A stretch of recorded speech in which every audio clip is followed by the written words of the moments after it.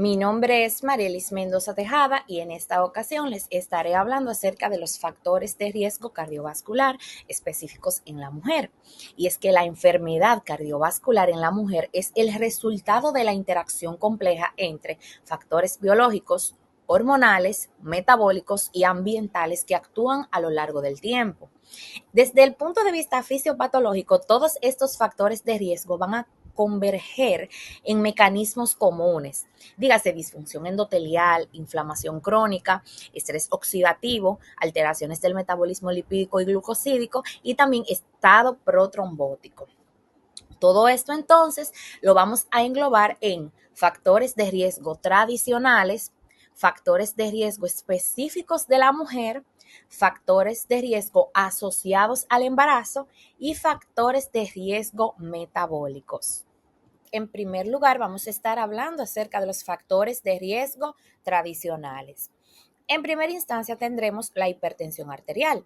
Esta, por su definición, es la elevación persistente de la presión arterial sistólica mayor o igual a 130 milímetros de mercurio o diastólica mayor o igual a 80 milímetros de mercurio.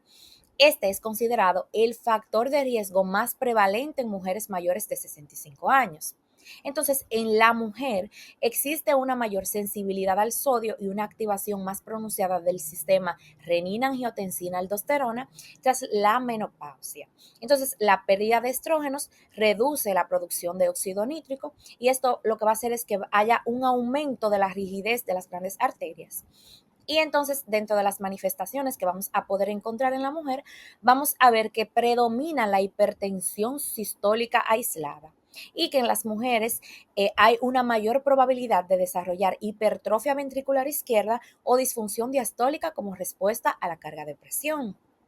Entonces, en segundo lugar, vamos a tener la diabetes mellitus, que esta se va a definir como un desorden metabólico caracterizado por hiperglucemia crónica debida a defectos en la secreción o acción de la insulina.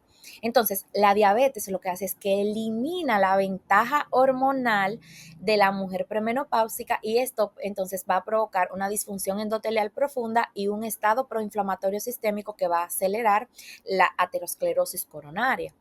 Entonces, en las mujeres diabéticas es sabido que presentan niveles más altos de triglicéridos y mayor expresión de moléculas de adhesión vascular. En cuanto a las manifestaciones en la mujer, vamos a poder observar que hay un riesgo de infarto de miocardio que es de 3 a 5 veces mayor en las mujeres diabéticas que en las no diabéticas y que además suelen presentar también cuadros de insuficiencia cardíaca con mayor frecuencia tras el diagnóstico de diabetes mellitus. En tercer lugar, tendremos la dislipidemia, que está por su definición, es la alteración de los niveles de lípidos en sangre, dígase colesterol y triglicéridos, y que tras la menopausia se va a ver que el perfil lipídico empeorará de manera drástica, ya que aumentará el LDL y disminuirá el HDL. Entonces, dentro de las manifestaciones que vamos a poder encontrar en la mujer, vamos a tener la formación de placas de ateroma que tienden a ser más difusas y erosivas, lo que va a dificultar entonces a veces el diagnóstico por cateterismo convencional. También como factor de riesgo vamos a tener el tabaquismo, que esta es la adicción al consumo de tabaco que expone entonces al sistema cardiovascular a toxinas prooxidantes. El tabaco acelera el metabolismo hepático de los estrógenos, induciendo así una menopausia temprana. Entonces, dentro de las manifestaciones que podremos encontrar en la mujer, vamos a ver que las fumadoras tienen un riesgo de enfermedad coronaria un 25% superior al de los hombres fumadores y que este es considerado entonces la causa principal de infarto en mujeres menores de 55 años. Otros factores también son la obesidad y el sedentarismo, que viene siendo el acúmulo excesivo de tejido adiposo y la falta de actividad física regular. Entonces, la transición menopáusica favorece a lo que es el cambio de una distribución de grasa periférica en una grasa visceral y abdominal. Entonces, el tejido adiposo visceral actúa como un órgano endocrino que segrega citocinas proinflamatorias, promoviendo así la resistencia a la insulina y el daño vascular. Dentro de las manifestaciones que vamos a poder encontrar, es sabido que el sedentarismo en la mujer se correlaciona más estrechamente con el aumento del diámetro de la cintura y un estado de inflamación crónica de bajo grado. Ahora estaremos hablando acerca de los factores de riesgo específicos de la mujer. En primer lugar tenemos la menopausia, que esta viene siendo el cese permanente de la menstruación tras 12 meses consecutivos de amenorrea debido a la pérdida de la actividad folicular ovárica, y esta entonces se considera prematura si ocurre antes de los 40 años. También vamos a ver que dentro de las manifestaciones en la mujer vamos a observar un incremento súbito de los niveles de colesterol LDL y triglicéridos, y que clínicamente también se va a poder observar un aumento de la presión arterial sistólica y una disminución de la tolerancia al esfuerzo. También vamos a poder observar que en las enfermedades autoinmunes, patologías como el lupus eritematoso sistémico y la artritis reumatoide tienen una prevalencia mucho mayor en el sexo femenino. Entonces, la inflamación crónica, que es característica de estas enfermedades, actuará como un acelerador de la aterosclerosis. Entonces, las citocinas proinflamatorias provocarán una disfunción endotelial persistente y también la oxidación de las partículas de LDL, facilitando así su entrada a la pared arterial. Entonces, en cuanto a las manifestaciones en la mujer, vamos a poder observar que en pacientes con lupus eritematoso sistémico, el riesgo de sufrir un infarto de miocardio puede ser hasta 50 veces mayor que en mujeres de la misma edad sin la enfermedad. Entonces, la enfermedad coronaria en estas pacientes suele ser también más difusa y presentarse a edades inusualmente jóvenes. Aquí en esta imagen podemos observar factores que aumentan el riesgo cardiovascular en la mujer durante la edad fértil.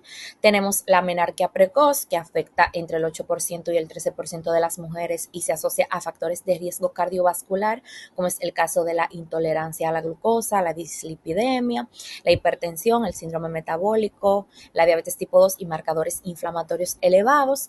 Tendremos también el síndrome de ovario poliquístico, que se asocia a mayor probabilidad de obesidad y síndrome metabólico en la edad adulta, y la endometriosis, que sucede cuando el tejido similar al revestimiento del útero, conocido como endometrio, crece fuera del útero.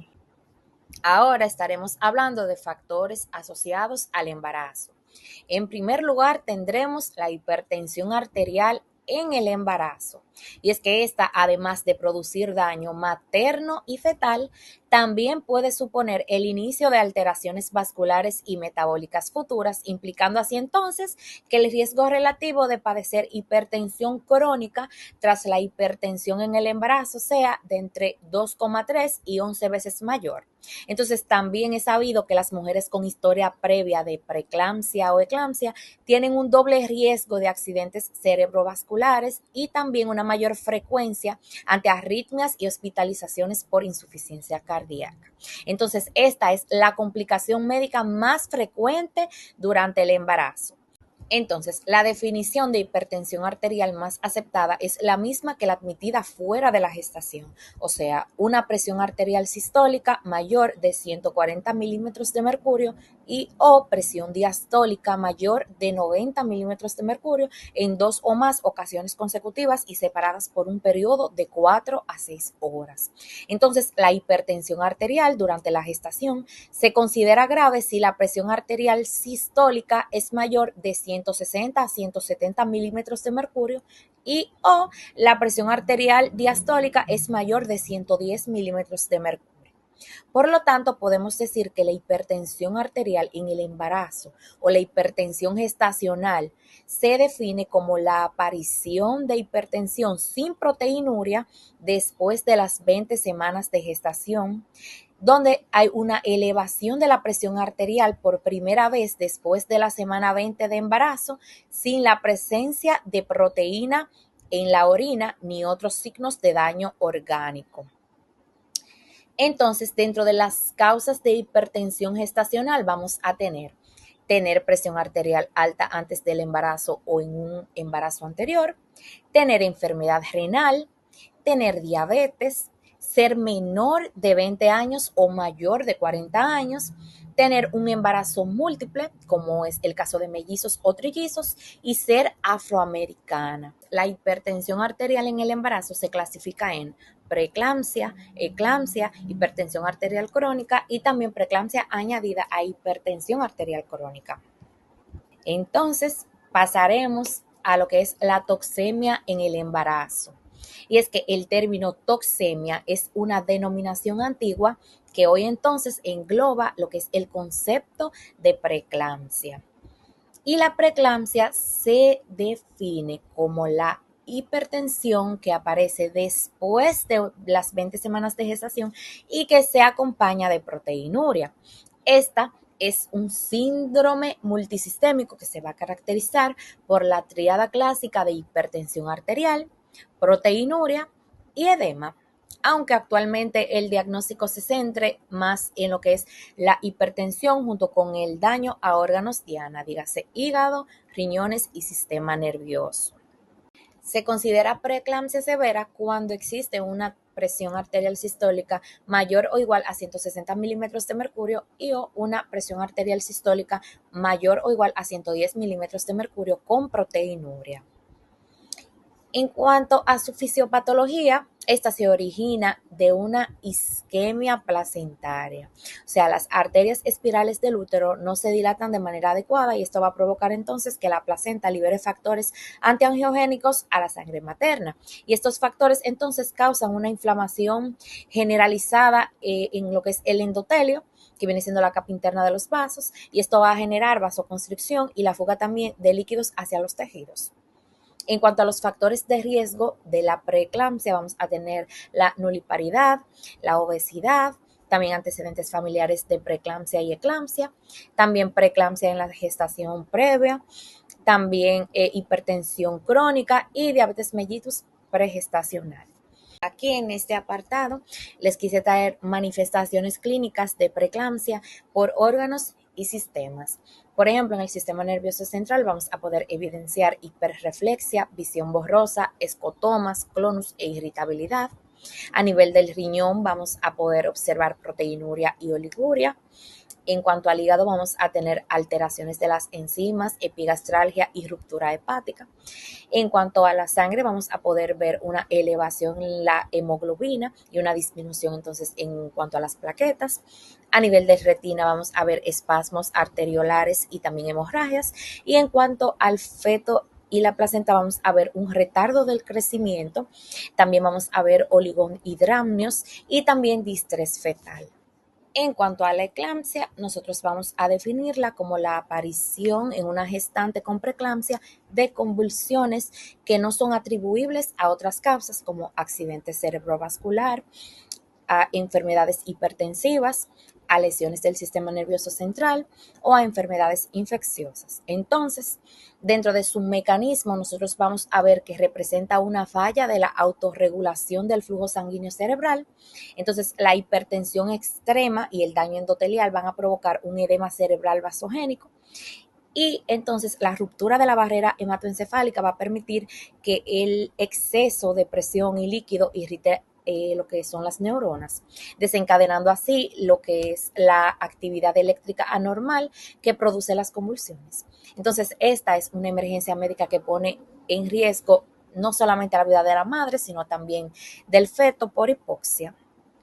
Dentro de las manifestaciones que vamos a poder observar en la mujer, tenemos las convulsiones que suelen ir precedidas por signos de irritación neuromuscular, como es el caso de reflejos muy exaltados, que viene siendo la hiperreflexia, y movimientos involuntarios de los pies, que viene siendo el clonus. Y durante el episodio hay una pérdida de conciencia, también hay movimientos bruscos de las extremidades y posteriormente un periodo de confusión profundo o coma. Otro de los factores de riesgo en la mujer también es la hipertensión arterial crónica, que se define como una hipertensión presente antes del inicio del embarazo o que se diagnostica antes de la semana número 20 de gestación. Aquí mismo también es importante mencionar la preeclampsia añadida a hipertensión arterial crónica, que esta viene siendo la preeclampsia sobreañadida a una hipertensión crónica que implica un empeoramiento entonces para el pronóstico materno-fetal. En este caso, el diagnóstico es difícil y se deberá sospechar siempre ante la aparición de uno o más de los signos o síntomas de afectación multiorgánica que ya se han descrito anteriormente. Por ejemplo, en el caso de gestantes con enfermedad renal crónica, el diagnóstico se realizará también ante un incremento brusco de la hipertensión y de la proteinuria. Otro de los factores de riesgo que se pueden presentar en el embarazo es la diabetes gestacional. Esta se define como el grado de intolerancia a la glucosa que se reconoce por primera vez durante el embarazo y que es generalmente diagnosticado entre las semanas 24 y 28 de gestación. Entonces, el embarazo, que es un estado diabetogénico natural debido a las hormonas placentarias que inducen resistencia a la insulina para asegurar lo que es la glucosa al feto. Entonces, en lo que es la diabetes gestacional, el páncreas materno es incapaz de compensar esta demanda. Y fisiopatológicamente esto se traduce en un estado de hiperglucemia e hiperinsulinemia, que va a dañar entonces la capa íntima de los vasos sanguíneos y va a promover la inflamación del endotelio mucho antes de lo que ocurriría entonces en un proceso de envejecimiento normal. En cuanto a las manifestaciones que se van a presentar, vamos a ver un aumento de peso excesivo durante el embarazo y también una macrosomía fetal. A largo plazo, hasta el 50% de las mujeres con diabetes gestacional desarrollarán diabetes tipo 2 en los 10 años posteriores al parto. Y este trastorno multiplica lo que es el riesgo de infarto de miocardio y disfunción microvascular coronaria de forma temprana, independientemente de otros factores de riesgo. Y finalmente hablaremos de los factores metabólicos, que en la mujer actúan como un nexo crítico entre el sistema endocrino y el aparato cardiovascular. Vamos a tener el síndrome metabólico, que por su definición es un conjunto de alteraciones que incluyen obesidad abdominal, hipertensión, hiperglucemia y niveles anormales de lípidos, que ocurren juntos y aumentan entonces el riesgo de enfermedad cardíaca. La fisiopatología del síndrome metabólico en la mujer se centra en el tejido adiposo visceral. Por ejemplo, tras la menopausia, la grasa se va a desplazar de los muslos al abdomen. Este tejido no es solamente un reservorio de energía, sino que también un órgano endocrino que secreta aditocinas proinflamatorias. Entonces, estas sustancias van a mantener las arterias en un estado de inflamación constante, facilitando así la erosión de la capa interna de los vasos sanguíneos y también la formación de microtrombos. En cuanto a las manifestaciones en la mujer, el criterio de circunferencia de cintura mayor o igual a 88 centímetros en mujeres es el signo físico más evidente. Y es importante resaltar que el síndrome metabólico multiplica por 3 el riesgo de mortalidad cardiovascular en la mujer, superando así el impacto que este mismo síndrome tiene en la población masculina. Ahora los dejo con mi compañera que les dará continuidad al tema.